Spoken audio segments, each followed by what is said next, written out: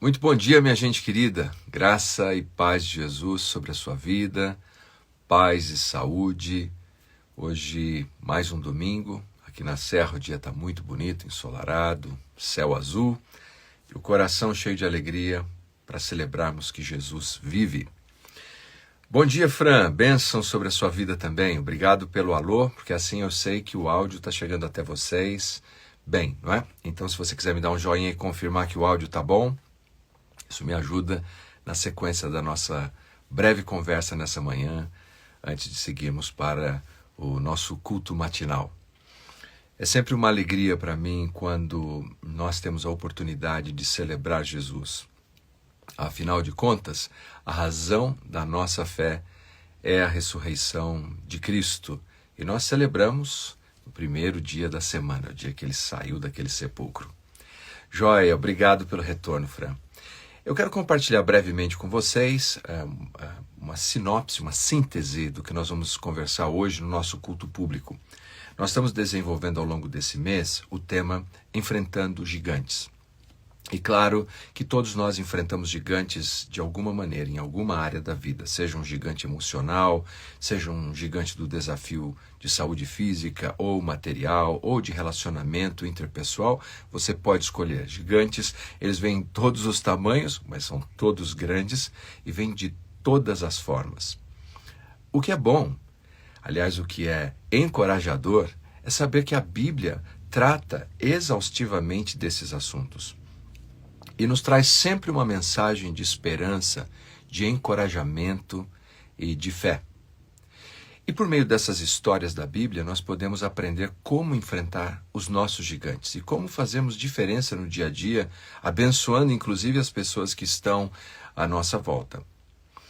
Hoje o assunto que eu vou ministrar, se Deus permitir, às 10 da manhã e às 18 horas aqui na IBB da Serra, são 3 virtudes que nos capacitam a enfrentar esses gigantes.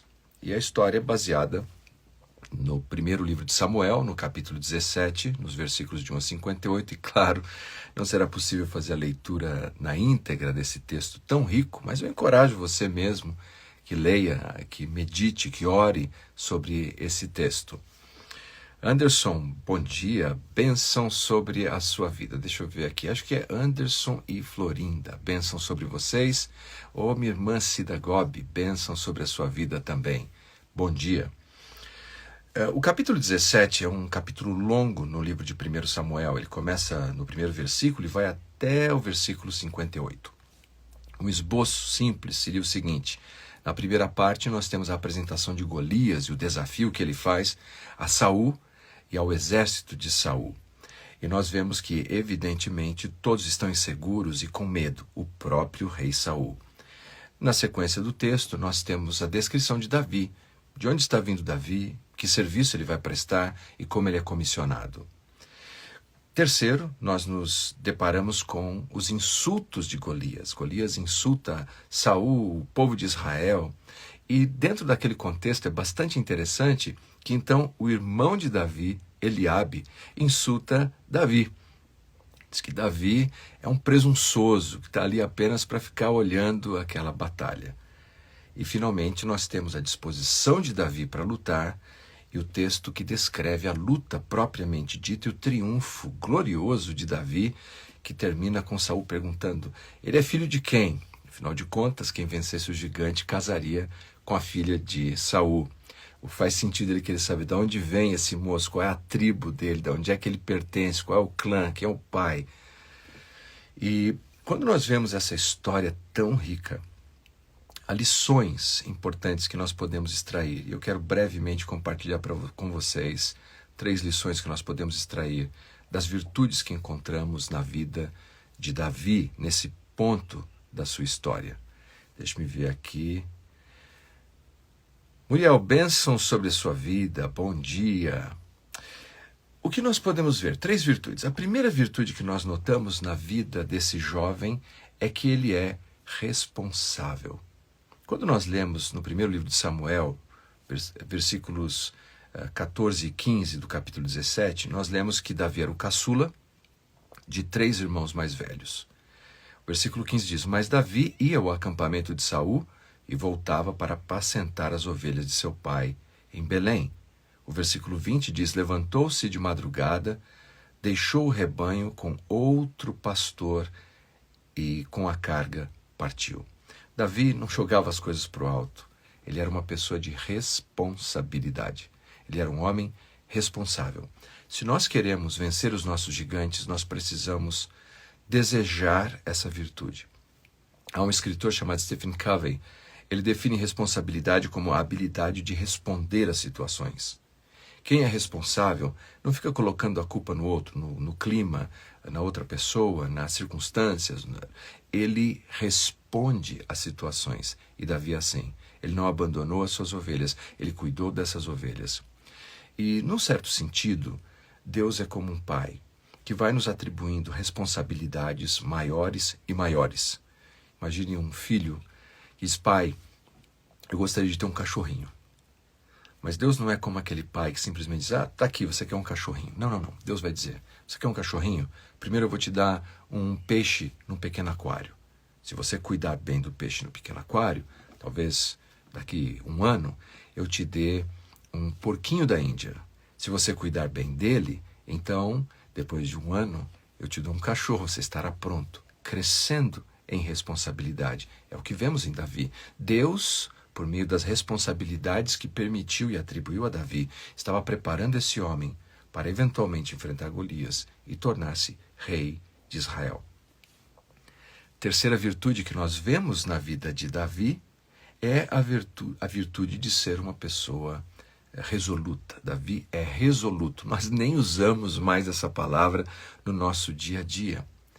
Mas uma pessoa resoluta é aquela que faz uma avaliação dentro de si, que faz as considerações que deve fazer e toma uma decisão. Age. Quando Davi visitou o acampamento ali de Israel com os soldados de Saul, todos estavam apáticos, inclusive o próprio Saul. Golias estava desafiando aquele exército por 40 dias e ninguém fazia nada a respeito. Davi foi um homem resoluto. Há um salmo interessante, é o Salmo 57, versículo 7, que na tradução mais antiga, Almeida Revista Atualizada, diz assim: resoluto está meu coração, ó Deus, resoluto está o meu coração, cantarei sim, cantarei louvores.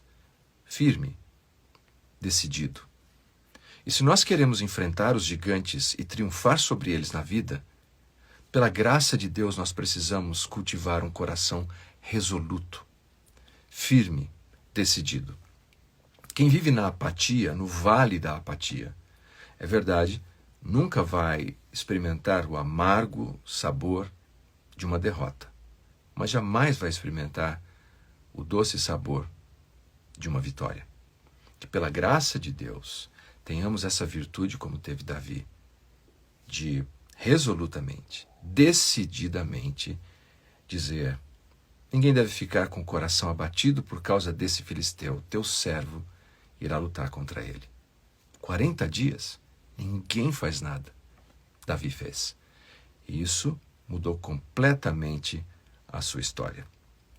Há um hino do cantor cristão, que é o 456, e diz: resolutos, avançai, trabalhando por Jesus. Mais uma vez, nós não usamos muito esse vocabulário, nós não cantamos mais essas letras, mas essa é uma virtude que nós precisamos se queremos vencer os nossos gigantes. Primeiro, responsabilidade. Segundo, ser resoluto. E terceiro, nós vemos que Davi é apresentado na história como uma pessoa reverente. O texto diz assim que Davi, no versículo 45, ele fala que o filisteu que vem com lanças e dardos é um incircunciso. Ou seja, ele não tem uma aliança com Deus. E Davi é um homem que tem essa reverência. Ele teme a Deus, ele ama a Deus, ele tem fé em Deus. E por todas essas razões, ele diz que ele vai enfrentar este gigante, esse duelista incircunciso, ou seja, o gigante não entrou na batalha para perder, ele já entrou derrotado na batalha, porque Davi tem uma aliança com Deus. O povo de Israel tem uma aliança com Deus.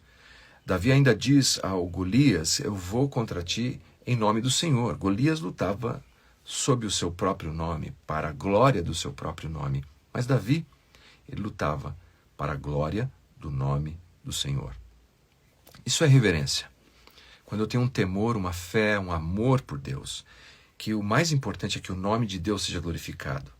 E na minha apatia, na minha irresponsabilidade, o nome de Deus não será glorificado.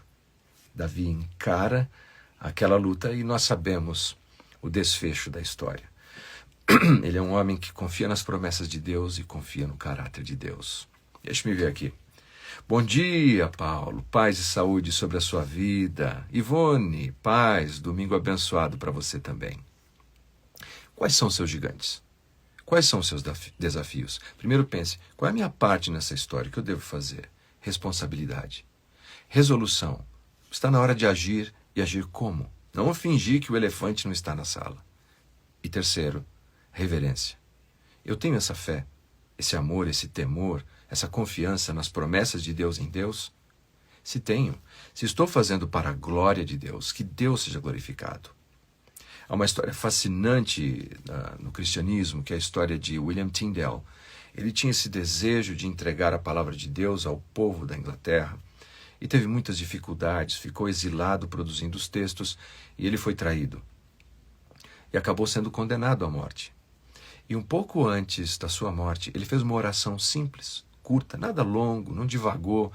Ele apenas orou dizendo: Senhor, abra os olhos do rei da Inglaterra.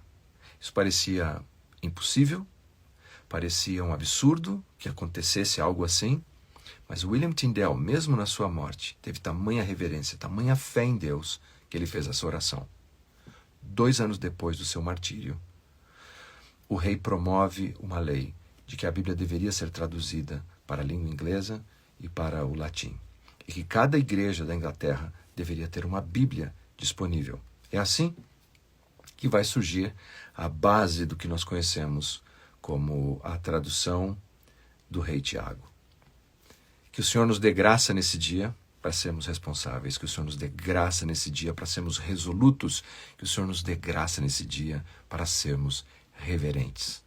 Obrigado pela breve prosa, Deus abençoe você, um forte abraço. Se estiver por perto, 10 horas estamos na Bíblica na Serra, e às 18 horas também, se Deus permitir. E em Suzano hoje deve pregar o nosso presbítero Tiago Amato. E lembre-se, orações são sempre bem-vindas. Forte abraço, ricas bênçãos.